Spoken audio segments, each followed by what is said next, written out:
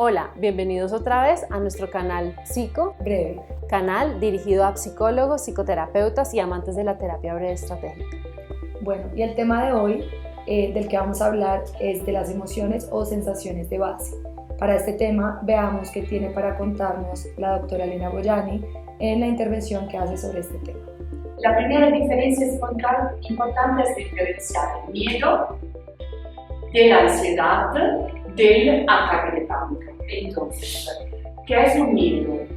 Un miedo es una emoción. El profesor le gusta hablar más de percepción o emoción, en el sentido que para él las emociones coinciden con las percepciones de base que tenemos. Entonces, una es el miedo, la otra es el placer, después tenemos el dolor y la rabia.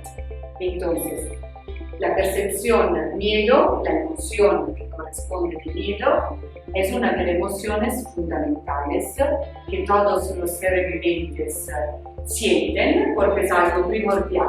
Ninguno de nosotros no puede nunca haber sentido miedo en su vida, porque es algo supernatural, un dispositivo natural que nos acompaña desde cuando nacimos. Y es una emoción que muchas veces nos ayuda a hacer frente a situaciones de peligro. O sea, cuando estamos en frente a una situación real de peligro, todos nosotros sentimos miedo. Imaginamos un temblor improviso. No hay ninguna persona que no puede sentir miedo en ese momento tan fuerte y tan sin control por parte del ser humano. Improviso, no lo podemos revisar con certeza. Entonces, el miedo nos ayuda a hacer frente a situaciones reales de peligros y a poder reaccionar para salvarnos y para poder aguantar con una situación que nos asusta. Diferenciamos el miedo de la ansiedad, porque muchas veces los términos en el lenguaje común y no solo, también en el lenguaje de una psicólogo o psicoterapeuta, habla de miedo como si fuera la misma cosa de la ansiedad, pero no es así. Porque la ansiedad es la respuesta fisiológica que produce el miedo. O sea, nosotros percibimos miedo y reaccionamos fisiológicamente con una respuesta de ansiedad. Entonces, es la activación fisiológica que corresponde a la percepción del miedo. El cuerpo se activa con, por ejemplo, el latido del corazón que acelera, con la respiración que se hace más acelerada, con también la temperatura del cuerpo que cambia, con esta activación del cuerpo que nos ayuda a hacer frente a la situación. Y es una activación sana. O sea, la ansiedad, así como el miedo, es un dispositivo natural. La ansiedad que corresponde es una activación sana, en el sentido que nos ayuda a reaccionar. ¿Cuándo se vuelve patológica? Cuando la ansiedad se transforma en pánico. Así sí que salimos de una reacción sana y empezamos a entrar en el mundo de una patología, de una disfuncionalidad de la respuesta. Bueno, María Andrea, después de entender las emociones o sensaciones de base, quiero preguntarte sobre la emoción ya en la terapia breve estratégica, en la intervención como tal. Por ejemplo, si recordamos la peor fantasía, a través de la misma emoción, que es el miedo, el cual tengo que estar todo el tiempo imaginando durante la peor fantasía, estoy logrando sanar ese mismo miedo o superar ese mismo miedo. Cómo a través de la emoción, ¿sí?, podemos llegar también a sanar esa misma emoción. Sí, desde el enfoque en la terapia breve estratégica, como tú misma lo dices, logramos sanar la emoción atravesando la misma emoción. Como dice un aforismo, la única forma de superar un dolor, por ejemplo, es pasando por el medio.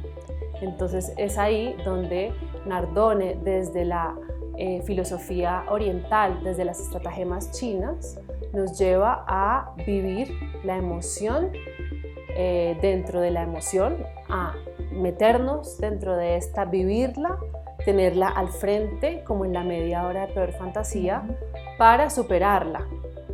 No se dan todos los casos, pero sí cuando hablamos desde la estratagema de apagar el fuego añadiendo la leña, le decimos al paciente que llame esta emoción, que toque el fantasma con las manos para atravesarlo y superarlo.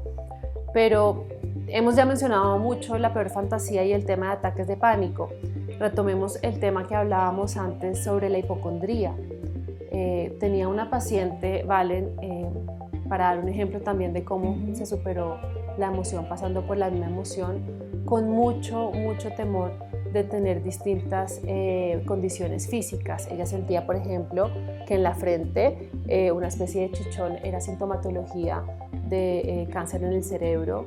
Ella sentía a veces unos movimientos extraños en la mandíbula y decía que eso de pronto se relacionaba con algo en la tiroides, y también sentía algo en la pierna derecha, pensando que era un tema también de osteoporosis o de enfermedad en los huesos.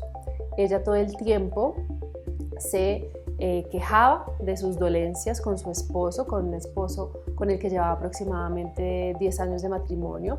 Ella también tenía un hijo pequeño en donde ella temía de transmitirle a este hijo pequeño estas dolencias físicas y que el niño también se volviera temeroso a nivel de enfermedades o de síntomas.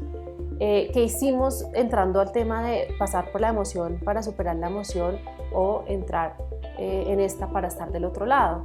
Yo le dije, como una de las maniobras iniciales, que todos los días con su esposo hiciera un púlpito, la técnica del púlpito, en donde el paciente o el consultante tiene que estar parado en la sala después de comer o en la noche, y el esposo en este caso tenía que estar sentado, y aquí ella iba a contarle todas sus dolencias a su esposo diariamente por media hora, a contarlo, a vivenciarlo, a transmitírselo, a decírselo de forma verbal, todas las dolencias frente a esto que sentía en la cabeza, frente a aquello que sentía en la pierna y a la posibilidad de tener algo en la tiroides.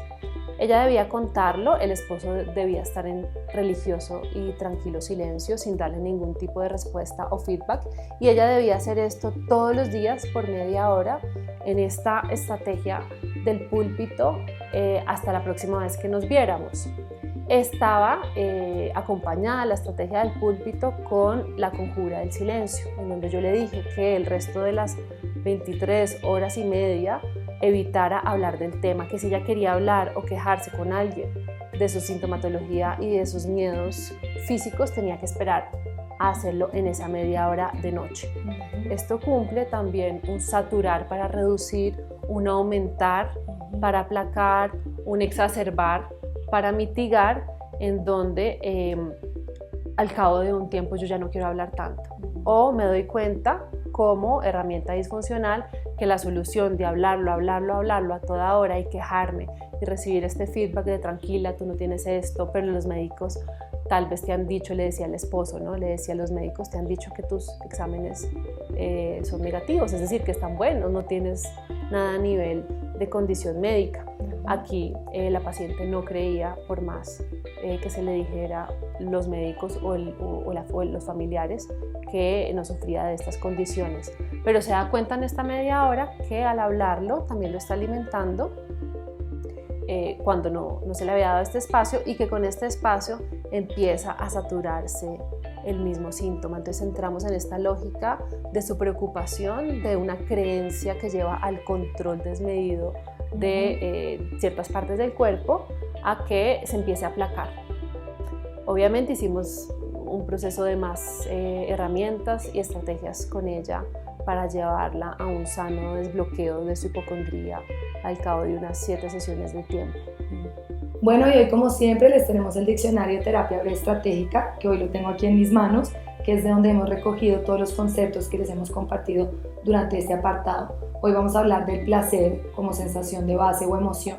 El placer es una experiencia que al mismo tiempo es una categoría general donde podemos encontrar emociones tales como el amor, la alegría, la felicidad, la excitación o percepciones sensoriales como comerme un buen alimento o un orgasmo dentro de una relación sexual. El placer se connota como esencial para la supervivencia y la adaptación del ser humano. Súper, Valen, gracias.